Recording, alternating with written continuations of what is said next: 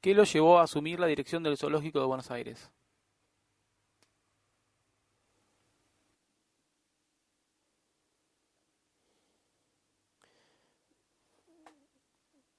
Para los que trabajamos en conservación de la naturaleza, hay algunas instituciones que son estratégicas para aliviar la crisis ambiental o ayudar a que algunas especies puedan tener un salvavidas o evitar que desaparezcan. Entre esas instituciones están los parques nacionales, los parques provinciales, o sea, las áreas protegidas, los museos de ciencias naturales o de historia natural, y también los acuarios y jardines zoológicos. En el caso del Zoológico de Buenos Aires, cuando me ofrecen el cargo, eh, tenía bien en claro que estaba atravesando por una larga crisis de casi 20 años y para mí el desafío era aceptar para transformarlo o iniciar, mejor dicho, iniciar una transformación, porque es una apuesta de largo aliento, un emprendimiento de largo aliento. Así que la motivación fue esa. Sí. ¿Qué significa, en qué consiste o cómo se implementa la idea de transformar un zoológico en un centro de rescate de animales? Perfecto. Claro, lógicamente, eh, iniciar una transformación de una institución, no importa cuál sea, es un proceso de complejidad donde se van a desatar resistencias de distinto tipo, eh, porque se venía con una larga inercia de un zoológico concebido en el siglo XIX con criterios del siglo XIX aún vigentes, es decir, donde se ponderaba la exhibición por sobre todas las demás cosas, cuando en realidad al siglo XXI un zoológico ya debería llamarse un centro de conservación de la biodiversidad, un centro de conocimiento, un centro de rescate de fauna, un centro de educación ambiental. Y transformar esta institución eh, en un centro de conservación, y la verdad es que es una tarea muy compleja porque, como decía antes, hay muchas resistencias, hay malas prácticas que se desarrollan desde hace tanto tiempo que se dan por buenas, y cuando uno las cuestiona y dice que así no se tiene que hacer, se tiene que hacer de otra manera y con otro objetivo, bueno, eh, desata enemigos. Por lo tanto, para llevar adelante esa transformación se requiere de un gran presupuesto, de una firme decisión política, de un acompañamiento técnico y, por supuesto, de un personal que esté consustanciado con estos nuevos objetivos, estos nuevos criterios, estos nuevos anhelos, y donde codo a codo se unen esfuerzos para llevar adelante un programa de transformación que es casi titánico. Yo asumí en enero del 2012 y en abril del 2013 me di cuenta que esa transformación en las condiciones en las que estábamos trabajando no se iban a poder llevar adelante. No había ni respaldo político, no había respaldo económico y no había acompañamiento por parte del personal. Le sumo a eso la resistencia de, de un gremio y, y, la crítica externa feroz de la gente que no quiere que los zoológicos se cierren. Entonces, bueno, digamos, yo solo, no, si bien tenía un núcleo de personas que me acompañaban y, y muy consustanciadas con esta necesidad de transformación, éramos una minoría y en ese contexto yo no pude transformarlo. No quiere decir que otra persona no pueda, no quiere decir que no se pueda hacer, no, no, yo no pude, que es muy distinto. Las condiciones, desgraciadamente las condiciones se mantuvieron y por eso hoy el zoológico está peor que antes y cada vez peor.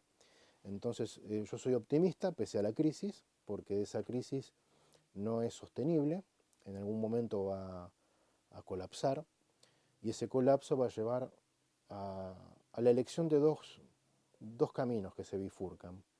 O la institución desaparece o la institución se transforma. ¿Hay posibilidades de implementar su plan para convertirlo en un centro de rescate y educación? Em, Apenas asumí, los primeros 6 meses los empleé con mis compañeros en desarrollar un plan para transformar esa institución. Lógicamente, en esos primeros 6 meses yo no tenía la experiencia que adquirí después. Entonces, ese mismo plan hoy, yo diría que no, que puede servir, sí, puede servir como un buen insumo, pero hoy es necesario un nuevo plan donde ya muchas personas haciendo la necropsia del paciente, o sea, viendo por qué ha fracasado este único intento que hubo hasta ahora de transformarlo, bueno, podemos pensar en un nuevo plan donde ya conocemos cuáles son las resistencias y los puntos más álgidos que hay que atacar, ¿no? Sí, hay que hacer uno nuevo.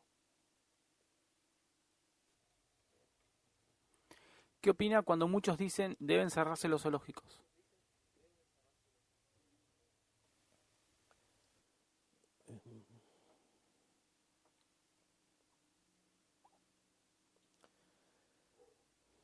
La crisis ambiental eh, adquirió tal magnitud que muchas personas polarizan sus opiniones.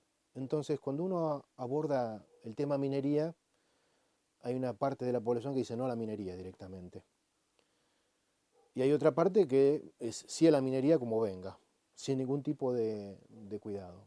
Por supuesto que hay algo en el medio. Del mismo criterio te dicen no a las papeleras. No, pero nosotros necesitamos metales, necesitamos papeles y también necesitamos zoológicos, pero no necesitamos estos zoológicos, ¿no? O sea, yo digo, el no a las papeleras, no a la minería, no a los zoológicos, es una posición paralizante y que en definitiva representa un fracaso, el fracaso de no saber gestionar. Eh, yo soy de los que creen que se puede gestionar bien, ¿no? Y en esa gestión, eh, en beneficio de la sociedad, de su desarrollo y de la conservación, claro que es posible. Entonces, si uno analiza este criterio y dice, bueno, si todo lo que funciona mal hay que cerrarlo, tenemos que cerrar muchas universidades, muchos hospitales públicos, muchas instituciones que en realidad el verdadero desafío es que comiencen a hacer lo que deben hacer.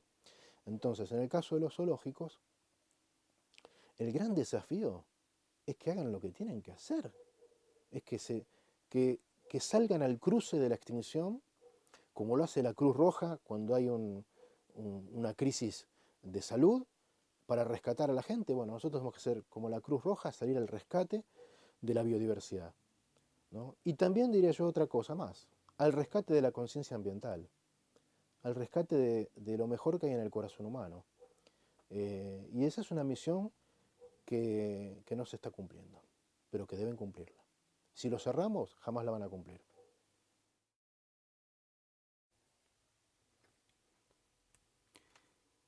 ¿Qué sucede cuando un animal es liberado? ¿Es posible liberar a todos los animales del zoológico? Pero desde luego que a nadie más que a mí me gustaría que los animales que están hoy en todos los zoológicos del mundo estuvieran libres. Me haría feliz. Pero eso es utópico, no es realista. No es realista ni conveniente. ¿Por qué?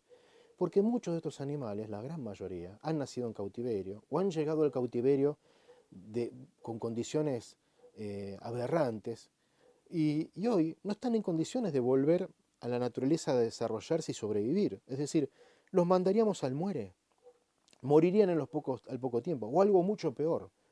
Los que no mueren al poco tiempo tal vez sean portadores de enfermedades que no existen en la naturaleza, en estado silvestre, y ellos las propagan y provocan epidemias, y por salvar un animal podemos matar a miles. De hecho, en Estados Unidos, el principal problema de conservación de las tortugas terrestres, de las tortugas de desierto norteamericanas, es la liberación de otras tortugas. Ya no es el tráfico de fauna.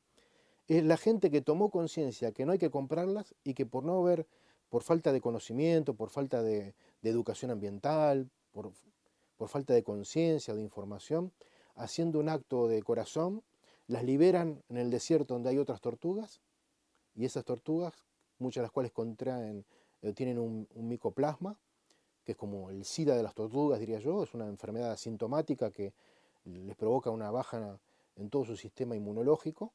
Bueno, provocan epidemias y hoy terminan desapareciendo por liberaciones. Yo no quiero esto para la fauna ni argentina ni del resto del mundo, ¿no? ¿Cuál es su diagnóstico de los zoológicos de Argentina? ¿Faltan leyes o falta conciencia ciudadana? Perfecto. Bueno, lo primero que diría es que en la Argentina tenemos muy pocos zoológicos. Lo que tenemos muchísimos son colecciones de animales. Hay muchísimas colecciones de animales que están al servicio de la boletería, no de la conservación, ni de la educación ambiental, ni del conocimiento, ni de generar información sanitaria, ni de salud pública. No. Ahora, zoológicos de verdad, muy pocos o casi ninguno. Es decir, un zoológico hoy, siglo XXI, centro de conservación, centro de conocimientos, centro de educación ambiental, centro de transformación del público, porque el gran desafío es que la persona que llega a un zoológico lo recorra, incorpore un mensaje y salga de ahí comprometido con la conservación de la naturaleza. Diga, yo cuando vuelvo a mi casa no voy a comprar más especies prohibidas, voy a separar la basura, voy a ahorrar energía, voy a ser austero con el consumo del agua. Perfecto, bueno, sirvió para algo. Ahora, y al mismo tiempo me entero que como hay desmontes, no se cumple la ley de bosques, hay pocas áreas protegidas, hay gente que caza ilegalmente y balea o maltrata animales, el zoológico los recupera y los devuelve. Ese es el zoológico que yo quiero ver. Por supuesto no lo estoy viendo. ¿Cómo cree que está hoy en día el tráfico de fauna en el país? Desde hace muchos años este es un problema crónico que la Argentina no supo o no quiso resolver, de los como muchos otros. Pero a diferencia de esos muchos otros, este tiene una altísima visibilidad y también tiene un poder de exhibición de la impunidad que erosiona la esencia de nuestro país, es decir, la credibilidad, la transparencia, la capacidad de gestión, la, la posibilidad de aprovechar la naturaleza con sabiduría y no con mezquindad. Entonces, cuando cualquier persona recorre los alrededores de las ferias de pájaros de Pompeya o Villa Domínico, mm, eh, o se mete en grupos de Facebook y encuentra a la venta especies prohibidas con total impunidad, bueno, se da cuenta que el comercio no solamente existe, sino que tiene escaso control. Ese escaso control, eh, hay una explicación. Más allá de la corrupción que existe, más allá de los jueces que hasta desconocen las leyes de fauna, ¿no? Más allá de los fiscales que se han capacitado poco también en llevar adelante causas que terminen con un será justicia, ¿no? El será justicia te lo debo, siempre se conjuga al futuro, ¿no? En el presente ni el pasado hay justicia. Por lo menos hasta un presidente de la nación, Bartolomé Mitre, publicó alguna vez justicia hasta para los animales, ¿no? La frase no me pertenece, le pertenece a él. Hoy es raro encontrar un presidente que tenga este tipo de expresiones y, y hasta un juez que esté comprometido con las causas ambientales es algo bastante inusual. Ustedes no tienen por qué creerme, podrían preguntar al juez que más les guste si es capaz de mencionarles un caso en el que él haya dictado sentencia y la sentencia haya sido condenatoria y que esa condena haya sido ejemplar. Si ustedes lo encuentran, me avisan y me dan una alegría. Pero yo hasta ahora no lo encuentro. Los jueces acompañan los ilícitos, a veces tarifan las causas, y lo que tenemos entonces como consecuencia es que no hay un comercio de fauna, de pajaritos, ¿no? de, de un par de cueros, de plumas. No, no, no. Hay un crimen organizado que no está nada más que en la Argentina. Está en muchos países y funciona en red, ¿no? Como el tráfico de armas, el tráfico de drogas, el tráfico de electrónica, el tráfico de mujeres, el tráfico de órganos, el tráfico de niños. Este es uno de esos tráficos. Eso, digamos, no. Esto que estoy diciendo para algunos puede ser una novedad, pero no lo es. El Ministerio de Defensa de la Nación lo sabe, De hecho, he participado en seminarios sobre crimen organizado, donde, por suerte, me consta que en el Estado se sabe que esto existe, pero sin embargo,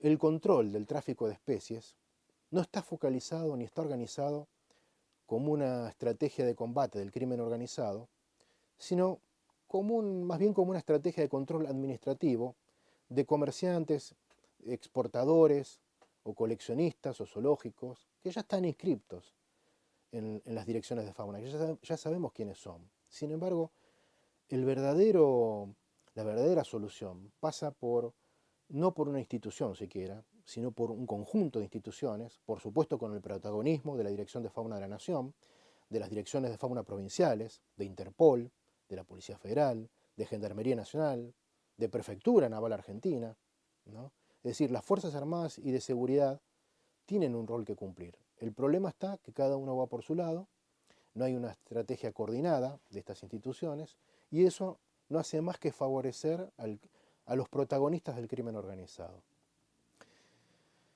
Por supuesto, un capítulo aparte es la justicia argentina o la injusticia argentina. Yo desafío a cualquier juez de la nación, sobre todo los de juzgados en lo penal económico, a que nos digan, por ejemplo, cuántas causas han tratado, ¿no?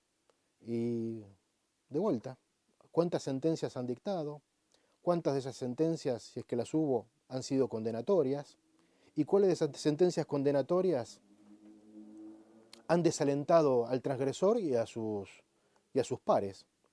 Yo ya conozco la respuesta, ¿no? Porque conozco el problema, básicamente lo conozco, y me doy cuenta que no es un desvelo de la justicia argentina controlar este crimen organizado, tal vez otros tampoco, pero el que conozco es este, y así nos va.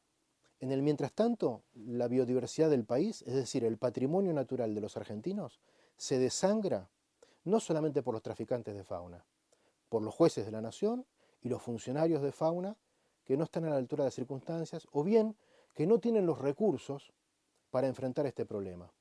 Ahora, si no tienen los recursos para enfrentar este problema, yo creo que hay que renunciar, ¿no? Que es lo que hice yo, por lo menos cuando trabajé en el Zoológico de Buenos Aires. No tenía los recursos, renuncio. Pero si me quedo, acompaño a la crisis. Y yo creo que no hay que acompañarla. No hay que acompañarla más. Ya hemos vivido mucha crisis. ¿Cuáles son, a su criterio, las especies más afectadas por esta problemática? Perfecto.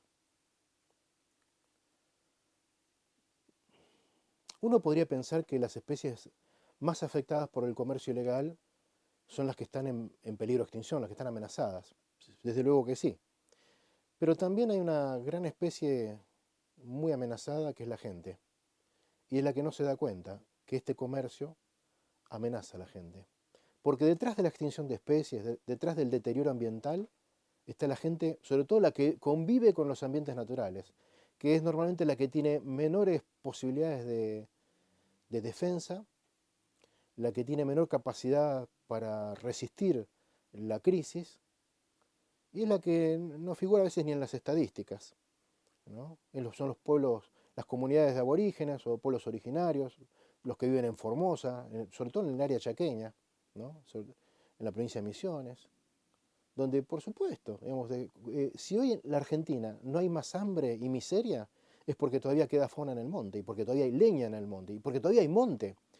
Entonces cuando uno dice, ¿y cuál es el problema de la caza furtiva, del incumplimiento de la ley de bosques? Sí, uno puede pensar que cada vez hay menos especies de maderas valiosas, que cada vez hay menos palo santo, sí, seguro, que cada vez hay menos pecarí quimilero o chancho quimilero, que cada vez queda menos yaguareté, sí, es verdad, pero cada vez que queda menos naturaleza va a quedar menos gente también, y es lo que no se termina de ver. La defensa de los temas ambientales es de alguna manera un acto de defensa propia, ¿no? Tal vez no para los que vivimos en la ciudad, pero los que vivimos en las ciudades tenemos que ser más solidarios con el que vive en el medio de la naturaleza y bastante relegado en general, ¿no? ¿Qué tipo de medidas considera que colaborarían para disminuir esta situación?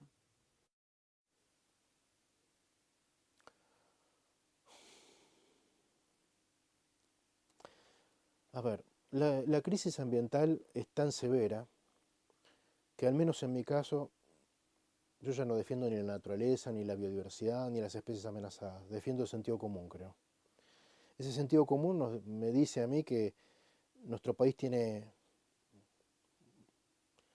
cerca de 15 millones de pobres, un tercio de ellos viven en la indigencia y la única forma que el país pueda progresar o desarrollarse este, o salir de la pobreza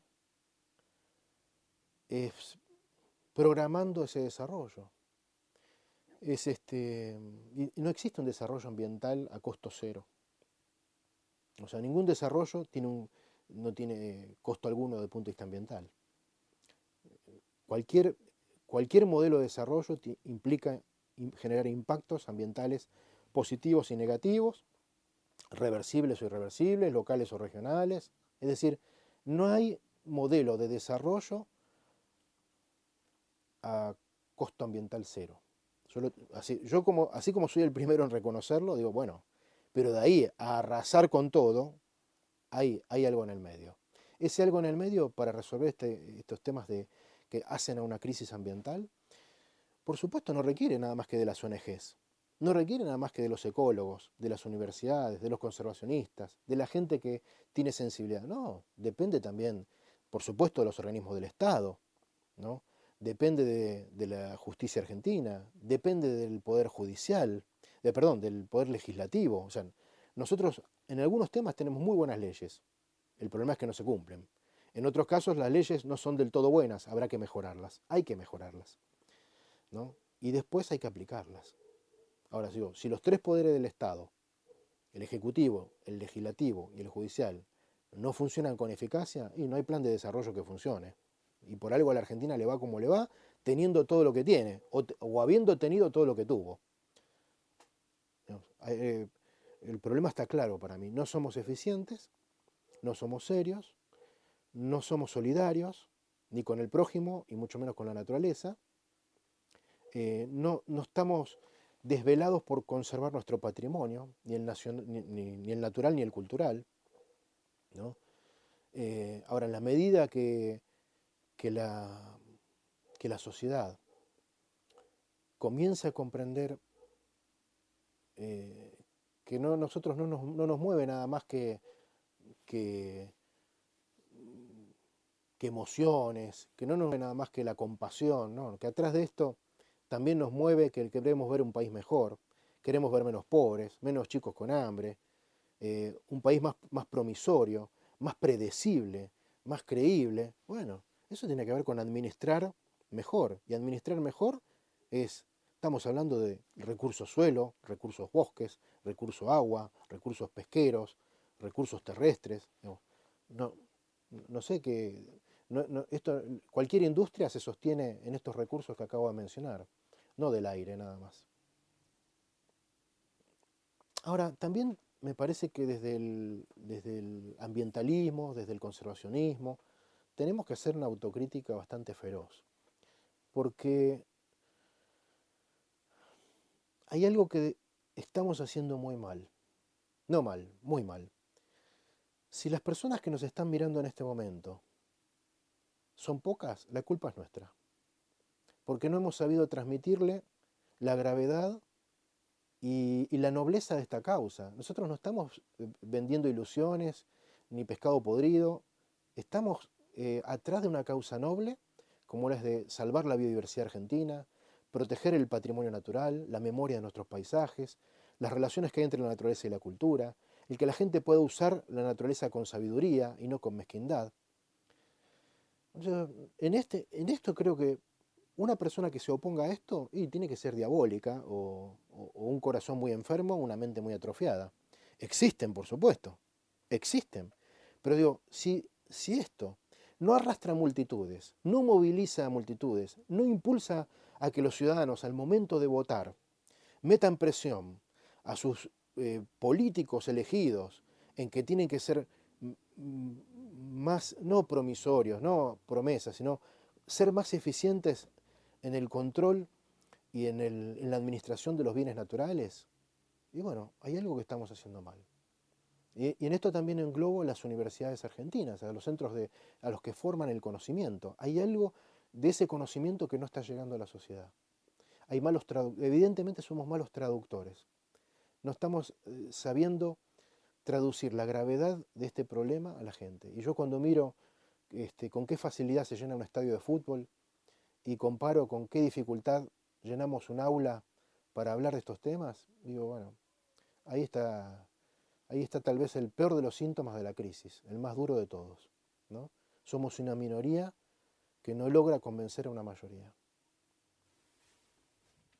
¿Cuál sería la manera más inteligente de una alimentación con menor impacto ambiental? El primer punto es esto, digamos, partir de una homologación de conocimiento, es decir, asumamos veganos, vegetarianos, omnívoros y carnívoros a ultranza, todos, que cualquiera de todos nosotros impacta en la naturaleza. Y que ese impacto se traduce en que mueran animales o domésticos o silvestres. La gran diferencia entre un carnívoro estricto, digamos que hay muy pocos por suerte, y un vegano estricto, el que el carnívoro mata animales domésticos.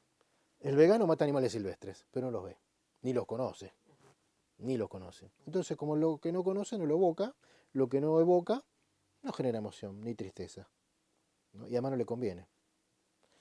Entonces digo, entre estos dos hay algo, hay mucho en el medio. Ahora, el gran debate es, más o menos sabemos hoy el impacto que genera la ganadería. El que no conocemos muy bien es el de la agricultura. Porque los veganos dicen, no, pero gran parte de lo que se provoca, se produce de soja es para hacer alimento balanceado. Sí, tenés razón, tenés razón. Ahora sacamos la soja y te queda trigo, maíz, arroz, cebada. ¿Qué? ¿Y eso? ¿Y eso dónde va? El trigo va para el arroz, el trigo va para alimento balanceado o para la gente. Y entre tus cómputos, porque si no, el gas metano, fenómeno, te tomo, tenés razón, gas metano, tenés razón. Ahora digo, perdón, el consumo de millones de litros de agua, ¿en qué cuentas está? ¿Dónde está computado? Cuando vos te comes un kiwi, yo soy vegano, me como un kiwi, ¿te preguntaste dónde viene? Cuando te comes una banana de Ecuador, ¿no? Como es el caso de Buenos Aires y alrededores, ¿no? ¿Te preguntaste vos si el cómputo del gasto de combustible en avión está dentro de la cuenta y de los impactos ambientales o no? Entonces digo, me parece que son muy injustos en restringir el debate a la suerte de los animales domésticos, que por supuesto cuando yo veo las documentales de los mataderos o cuando los he visitado o he visto alguna que otra faena, ¿no? En el campo, ¿no? Y por supuesto se te revuelve, se te hace un nudo en la garganta y, y la verdad que tenés que ser insensible para no sentir nada. Pero yo digo, ojo, yo también soy sensible por la extinción de especies y por la desaparición de los bosques y de las selvas y la erosión de los suelos, ¿no? Y sobre todo el suelo, el recurso madre, para el cual muy pocos veganos tienen sensibilidad, ¿no? Porque el suelo para ellos son minerales, ¿no? El suelo es vida, que tiene minerales, pero es mucho más que minerales. ¿Mm? Hay una gran diferencia entre minerales y suelo. Pero bueno, yo creo que el gran debate acá pasa por un conocimiento económico, hacer las cuentas, ¿no? De cuáles son los impactos, el consumo de recursos de las distintas modalidades productivas y elegir y ser inteligente. Acá no hay que ser vegano, ni carnívoro, ni omnívoro, hay que ser inteligente. Y en esa inteligencia yo la asocio con elegir los productos que generen menor impacto ambiental y que por supuesto sean concebidos de la forma más humanitaria posible.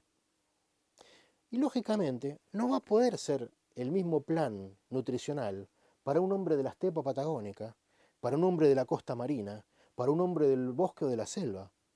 Yo creo que creer que hay una dieta del mismo impacto ambiental para todos estos argentinos que viven en Neuquén, otro vive en la Puna Jujeña, otro en las costas de Santa Cruz, otro en la selva misionera, otro en la provincia de Formosa y otro en la provincia de Santa Fe o Buenos Aires, bueno, no es razonable. Lo ideal sería que cada región produzca sus recursos alimenticios con el menor impacto ambiental posible y que podamos tener una dieta que sea que implique salud en lo humano y salud ambiental por otro. Ahora, lógicamente, si uno está aferrado a una dieta como a un dogma, bueno, no va a haber argumento que lo haga meditar, reflexionar y va a reaccionar como un fundamentalista religioso, donde no hay diferencias entre sus reacciones y las que yo conozco de los demás. ¿Cómo es el estado actual de las áreas protegidas de Argentina? La Argentina tiene poco menos de 600 áreas protegidas, ya sea por el Estado Nacional a través de parques nacionales, por parques provinciales, reservas municipales y reservas privadas. Parecen muchísimas, pero sin embargo no todas las 18 regiones ecológicas del país están bien representadas. Y es acá donde surgen necesidades clarísimas. Ecorregiones como las de Campos y Malezales, al norte de Corrientes y sur de Misiones, como pampas, los pastizales pampeanos, la famosa pampa argentina, el espinal, ese anillo boscoso que rodea las pampas con Ñandubay en Entre Ríos, con Talar en Buenos Aires, con Caldenares en La Pampa, ¿no? Eh, Son ecorregiones muy mal representadas, muy desprotegidas, muy desprotegidas. Realmente si la próxima generación de argentinos quiere tener su patrimonio natural salvaguardado, exige que estas ecorregiones que acabo de mencionar tengan nuevos parques nacionales, más parques provinciales y que estén mejor instrumentados, ¿no? Digamos, o sea que nuestros desafíos en áreas protegidas son, eh, diría que a grandes rasgos dos. Uno es sumar nuevas áreas protegidas, eh, representando ambientes que todavía no están protegidos dentro del sistema de reservas naturales del país. Y el segundo desafío es instrumentar las reservas que ya existen. Ahora, ¿qué quiere decir instrumentar? Es una palabra técnica, ¿no? Instrumentar quiere decir que tengan presupuesto, que tengan personal, que tengan planes de manejo, que tengan proyectos de investigación, de educación ambiental, de conservación, que tengan un soporte legal sólido, ante una agresión esa área protegida tenga respaldo jurídico para poder defenderse y ser defendida. Bueno, es acá donde tal vez este último punto, el de la instrumentación de las áreas protegidas, es donde la Argentina esté más en deuda. O sea, tenemos un buen sistema de áreas protegidas, por supuesto mejorable, en materia de representatividad de ambientes, con la salvedad que hice antes, pero donde el 80% prácticamente de las reservas provinciales y municipales no tienen mucho de lo que acabo de mencionar. Es decir, muchas dicen son reservas de papel, están creadas en un decreto, una ordenanza, en una ley, y es letra muerta prácticamente.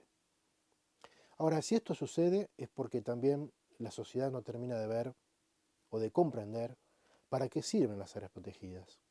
Restringir la importancia de un parque nacional o de un parque provincial o una reserva municipal al turismo, la verdad, roza el analfabetismo ambiental. Las áreas protegidas tienen muchos objetivos.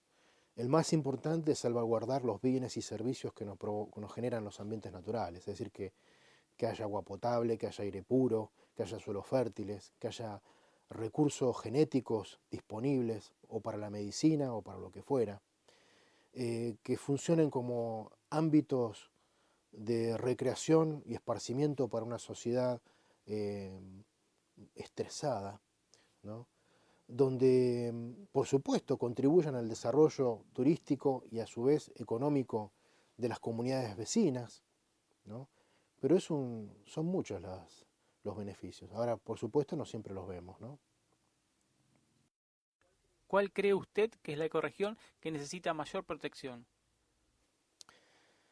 Antes mencionaba Campos y Malezales, Pampas, Espinal, nos falta Gran Chaco.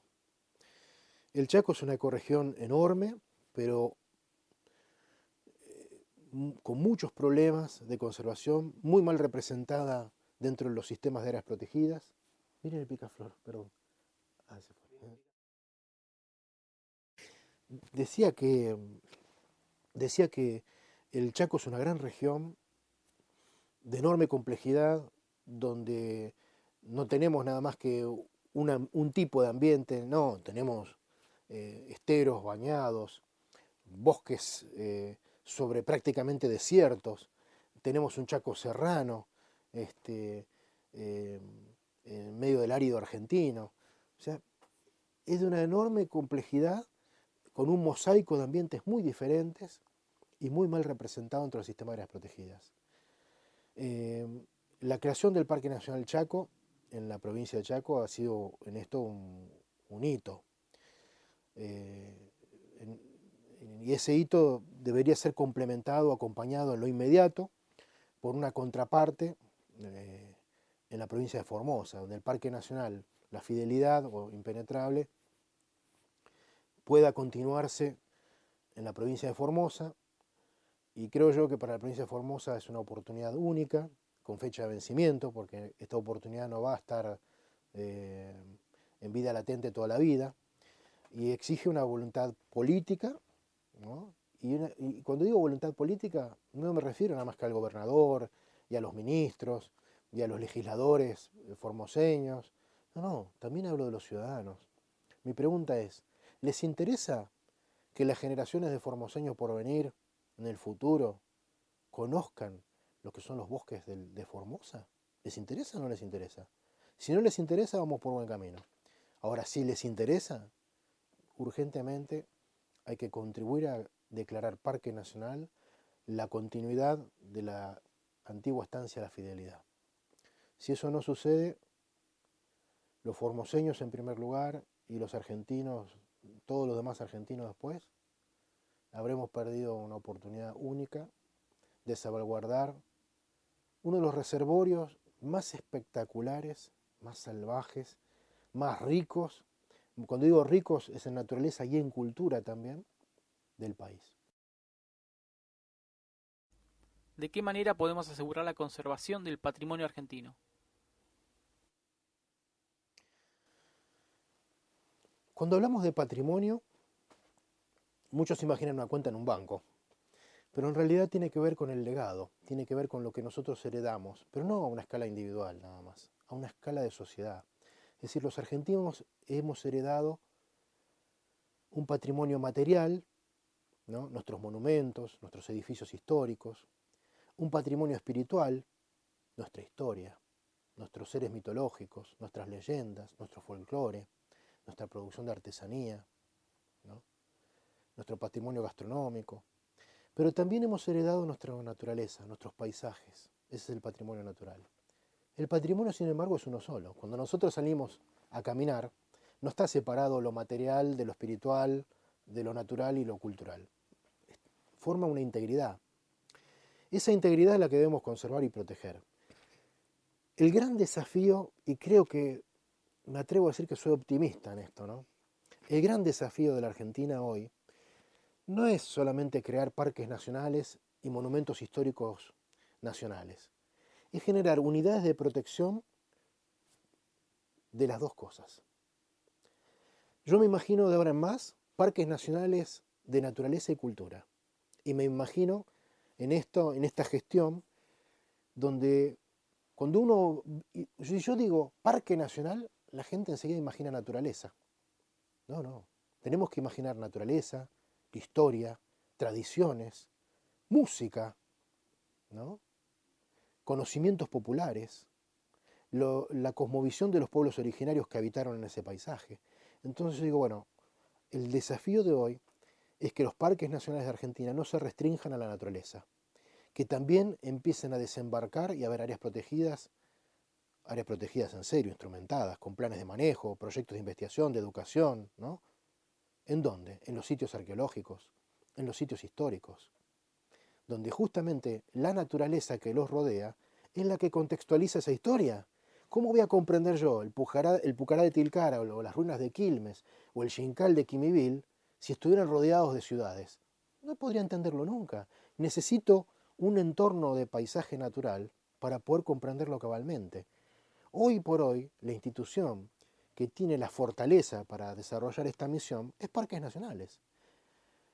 existe una comisión nacional abocada a la protección de los monumentos y lugares históricos, sitios y lugares históricos, pero desgraciadamente nunca ha tenido presupuesto para poder desarrollar los monumentos históricos nacionales. Y a tal punto que uno visita casi 1000 sitios hay, ¿no? 1000 monumentos históricos nacionales. Uno los visita y la mayoría está en manos del municipio local, que no siempre tiene recursos tampoco. Entonces, bueno, el gran desafío me parece es emular de alguna manera algunos sistemas de parques nacionales de otros países, como el de Canadá, como el de Estados Unidos, donde los parques nacionales no son solamente sobre naturaleza, sino sobre campos de batalla, sobre sitios arqueológicos. Es decir, hay parques nacionales donde el gran valor es cultural, no solamente naturaleza. Yo digo, idealmente, que estén las dos cosas, pero si no, perfectamente emular ese sistema se puede, se puede. ¿Cómo ve el accionar del Estado Nacional y la provincia de Buenos Aires en el tema medioambiental? Bueno, son pocos meses ante el cambio de gobierno, eh, con enormes desafíos por delante, porque la provincia de Buenos Aires, desde el punto de vista ambiental, deja mucho que desear. Tanto cuando hablo de ambiente, hablo de los ambientes urbanos, como los ambientes rurales y de los ambientes naturales. En los tres escenarios hay mucho por hacer, hay mucho por corregir, sobre todo en materia de áreas protegidas. El sistema de áreas protegidas de la provincia de Buenos Aires es muy frágil, eh, escasamente instrumentado, donde no hay centros de interpretación prácticamente. Eh, Tendría que haber estandarizarse para que haya planes de manejo y una puesta en escena para que los bonaerenses puedan reconocer sus paisajes, su historia, ¿no? Y eso exige obras de infraestructura como senderos, centros de interpretación, cartelería, portales de acceso y por sobre todas las cosas planes de educación ambiental, planes de investigación, de conservación. Por ejemplo, el venado de las Pampas, si no se hace una estación de cría para esta especie, lo más probable es que desaparezca, que se extinga de la provincia. Porque ya sabemos que con las áreas protegidas provinciales más el Parque Nacional Campo del Tuyú no alcanza. No alcanza.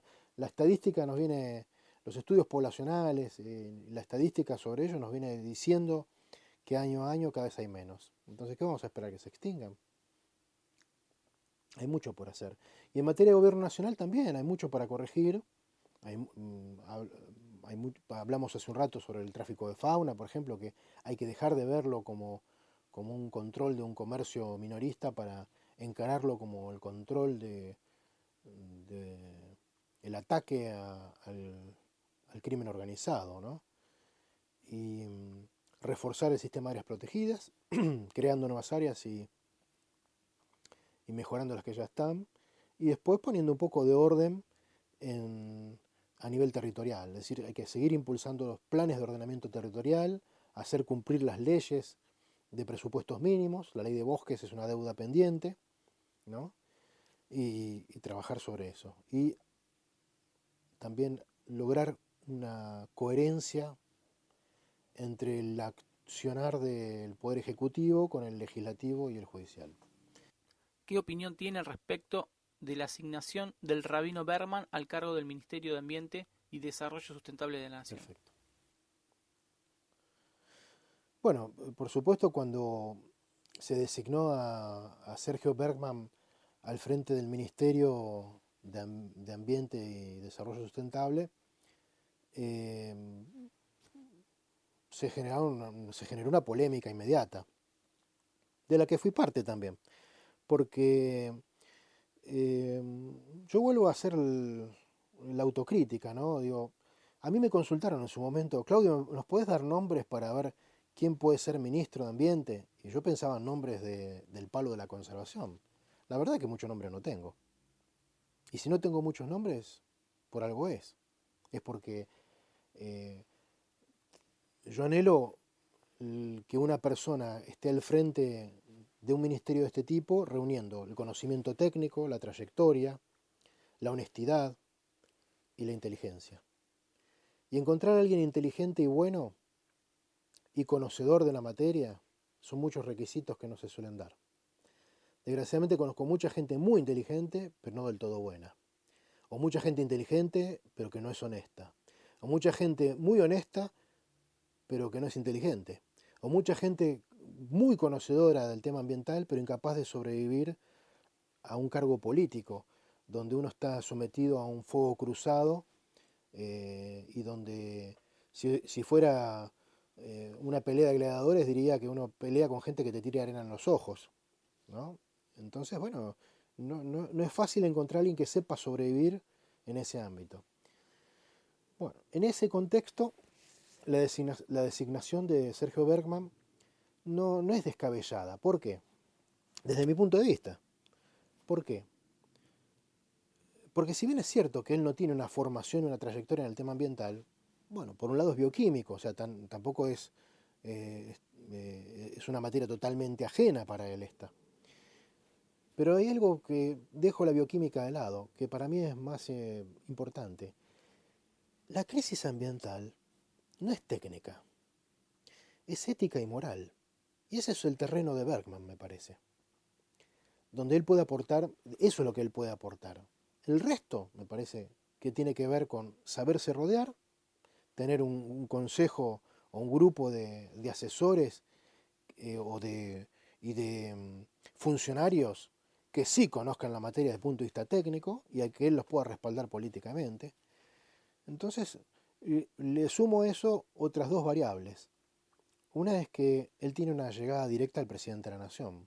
Probablemente un técnico muy formado en ecología o en biología de la conservación difícilmente la tenga. Y es muy importante que un ministro de Ambiente tenga buena relación con un presidente y que éste lo escuche, porque muchos de los temas que hacen al país exigen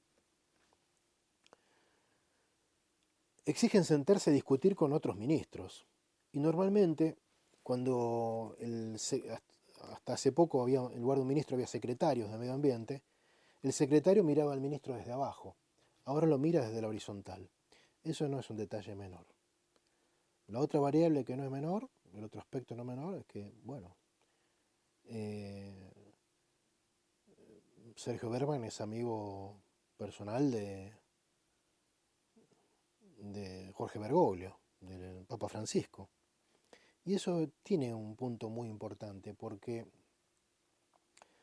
una de las misiones en las cuales el Ministerio de Ambiente debería trabajar, no es solamente en generar mejores controles o fiscalización de los bienes naturales, poner control a las técnicas agropecuarias o las técnicas mineras o las técnicas pesqueras, sino también bajar línea o ayudar o promover la educación ambiental, sobre todo en lo que hace a los valores de la sociedad.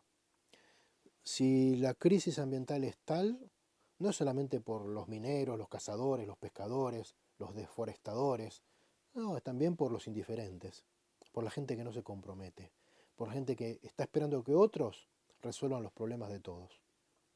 Entonces yo creo que ahí se puede marcar una diferencia. Y yo, bueno, confío en que esto puede suceder y va a suceder. Lógicamente te imaginas, esto, digamos, yo no dejo de escuchar amigos y colegas que dicen, no, pero no sabe nada. Bueno, digamos, si yo repaso para atrás quiénes fueron los últimos 10 secretarios de Ambiente, no había verdaderas figuras tampoco luminarias de la conservación, de la ecología, de la biología de la conservación. Y hasta una secretaria que hubo que venía de ONGs está procesada por corrupción, ¿no? Y te dejo de lado a María Julia, ¿no? Hablo de Piccolotti. Y cuando hubo buenos secretarios, no lo dejaron trabajar, no le dieron continuidad, como Carlos Merenson, ¿no? Una persona de enorme valor, que todavía sigue, por suerte, está hoy contenida dentro del ministerio, una persona de enorme valor, que yo espero sí que sea aprovechada y que tenga el protagonismo que la gente de bien y de conocimiento debería tener. ¿Cómo se puede fomentar, según su óptica, los movimientos conservacionistas?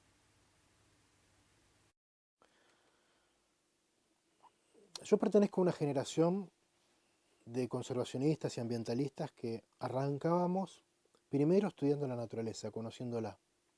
Primero éramos naturalistas, después nos dedicábamos a la conservación. Y eso nos hacía muy fuertes porque eh, nos permitía hablar de especies, de lugares, de recursos naturales que conocíamos en el terreno. Nosotros viajamos mucho. Entonces mi primer consejo es no dejar ese camino de lado. Por supuesto, digamos, yo también estudié en la universidad y es bueno sumar las dos cosas, el conocimiento de terreno con el conocimiento de gabinete. Pero veo que últimamente domina tener un título formal, descuidando ese otro título que no te da nadie, que es el del campo argentino, de la naturaleza argentina, que te lo dan los paisanos muchas veces, el hombre de campo, el indio, el aborigen que te dice, mire, don, esto es tal cosa, esto es tal otra. Bueno, yo creo que hay que volver a eso, hay que volver a caminar, hay que volver a recorrer, a tomar nota, a estudiar como uno estudia en una facultad o en un instituto, ¿no?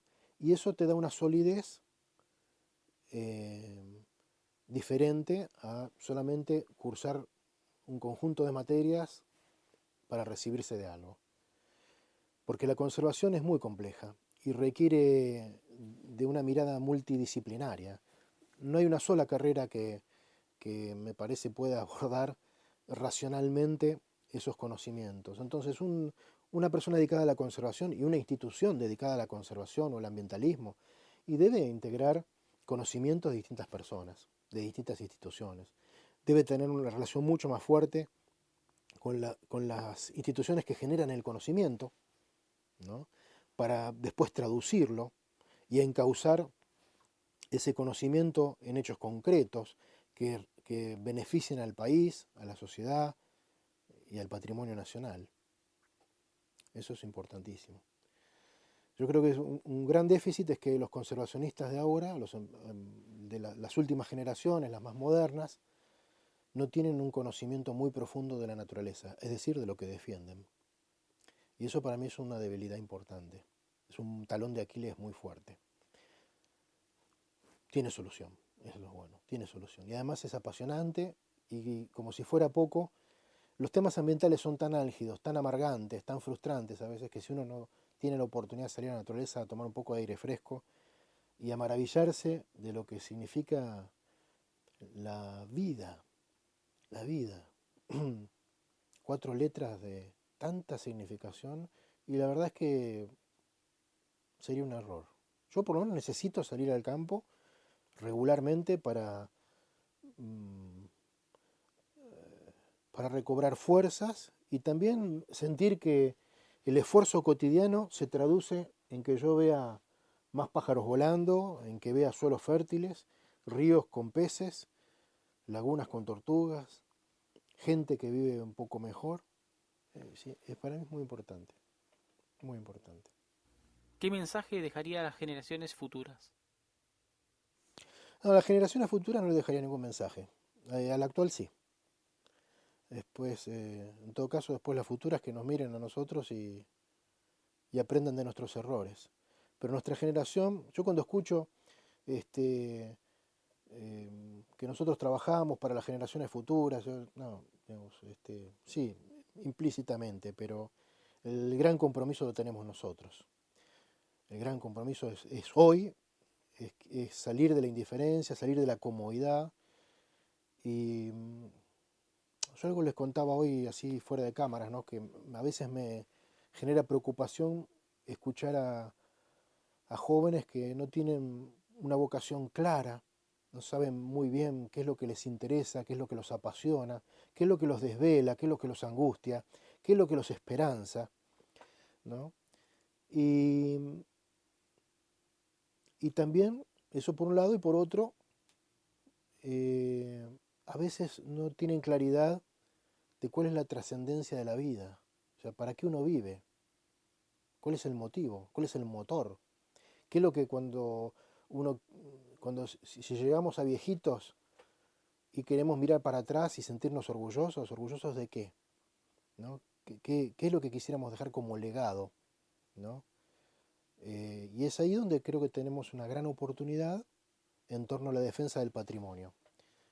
Ese patrimonio que se nutre de naturaleza, de cultura, de bienes espirituales, ¿no? Y es ahí donde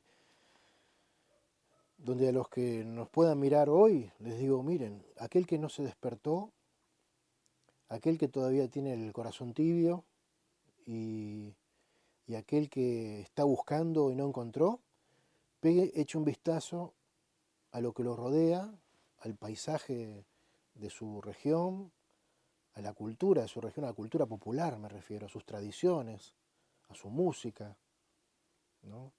A sus bienes espirituales, a la artesanía, al arte, ¿no? Y fíjese si no puede echar una mano ahí, si no hay algo, no hay un rol no hay algo que alguien no está haciendo y que él puede hacer para mejorar nuestro destino.